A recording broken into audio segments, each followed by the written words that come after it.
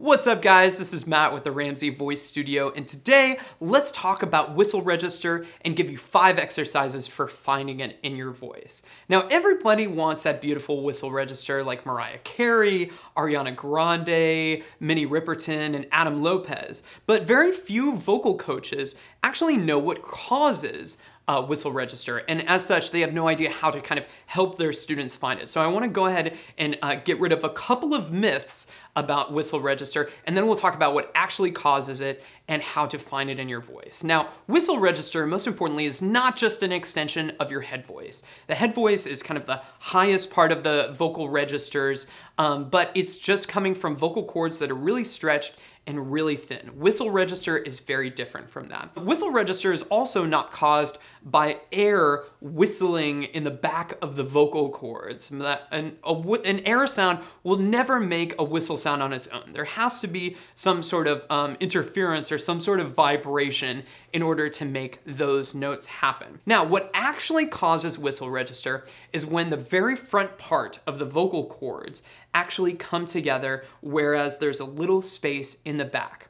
Now, just because a little small part of the vocal cords is vibrating, you're able to produce incredibly high pitches that you wouldn't ordinarily be able to do. So that kind of sound comes from just the very front part of the vocal cords closing.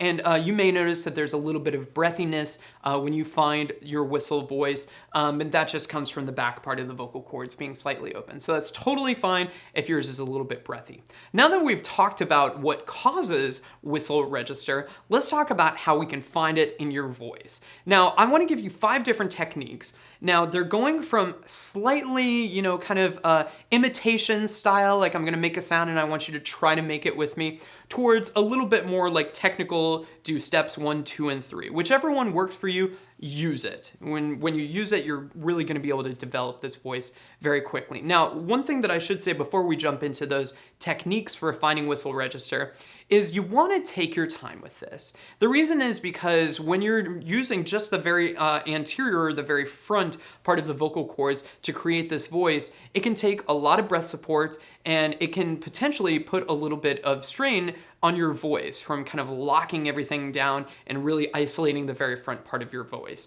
So if you experience any vocal fatigue or running out of breath or something like that, it's totally fine. Just take your time and go slowly. Now, the first technique that I want to show you to help you find whistle register is what I call the Yawny whistle. And this is one of my favorites because it comes from a really, really relaxed place. So what you're gonna do is you're gonna pretend like you're just waking up in the morning, you're gonna drop your jaw to form an ah vowel, and then you're gonna whistle through that. You may feel like you're kind of pressing against the breath or kind of pressing against the vocal cords. So it's kind of like, just like that. And it's okay if there's like a couple of bubbles, like, kind of sound in there, but you're really just trying to get that kind of feeling, just like you're yawning. And the reason that that's so important is because when you're yawning, you're allowing this vocal mechanism, like your larynx, to stay really relaxed. In other words, you're not tightening it. A lot of people, when they first start out singing whistle register, they really just tighten everything and just squeeze the bejesus out of their vocal cords. And the beautiful thing about that Yawny whistle is that it just keeps everything really relaxed. Great. Now, the second technique that I want to show you to find your whistle register is what I call like the whiny puppy. Now, you're going to pretend like you're just like, a really whiny little puppy, like, just kind of making like a little bit of like a kind of sound, but the very top part of your voice. Now, when you're doing this, it's really important that you're taking nice, low diaphragmatic breath. In other words, when you inhale, the stomach is coming out to supply you with the air. Now, when you're doing this, make sure that you take that low diaphragmatic breath. Again, you're gonna keep the jaw dropped to an ah vowel, and you're gonna just pretend like you're a whiny puppy, like,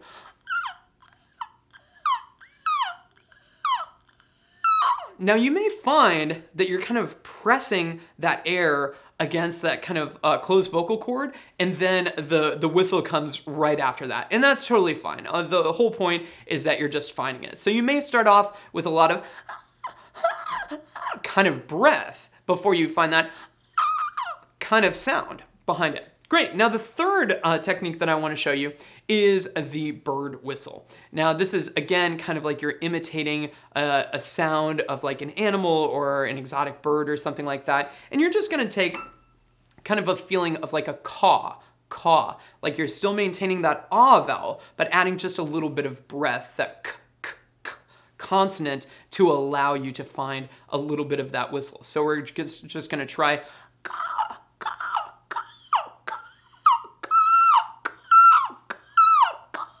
So with each one of those, I'm getting a little bit of that going on that's allowing some breath to pass through the back of my vocal cords, but the front part is staying totally still. So that, and then you'll see, like, as you do it, you'll be able to hold it a little bit longer as you go through.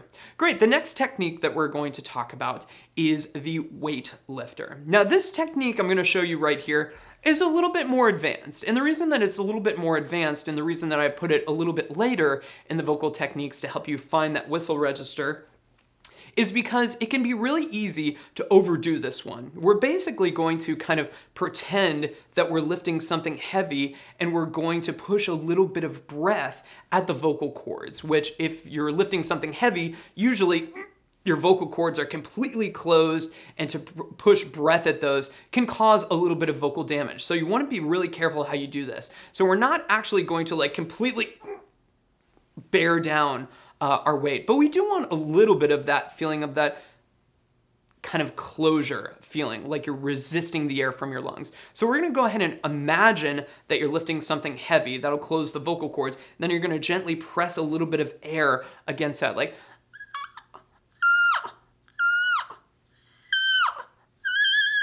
in order to get that high note out. Great. And the last technique that I want to show you for finding your whistle register is speaking Mariah. Now, Mariah Carey is really well known for her amazing whistle register at the top part of her voice. And one of the things that makes her whistle sound so good is it's just supernatural for her. And in interviews, if you watch interviews with Mariah, she kind of talks about how as she was a kid, she got sick a lot. And as a kid who was sick, you know, you still speaking, even though you probably should be on vocal rest. So she would kind of like, oh my God, she would kind of talk in that whistle voice. So what you can do is you can kind of like imagine that you're keeping that nice ah vowel and just kind of talk into it, so that, and that will help you find a little bit of that whistle register. And then what you want to do is you want to just isolate that kind of sound, and then go ahead and lean into that ah vowel, like, oh my God, you know, just kind of like you're saying, oh my God, and that will really help you find it. Great, guys. Now that you've started to find that whistle register at the top part of your voice, the time has come to kind of like start developing that whistle register at the top part of your voice. So the first step in allowing you to start developing that whistle register is to find a good starting pitch. Now, my personal preference, and where most guys will kind of start off with their whistle register, is anywhere like north of like an A5. Pretty high for a guy. It's usually around their fourth bridge.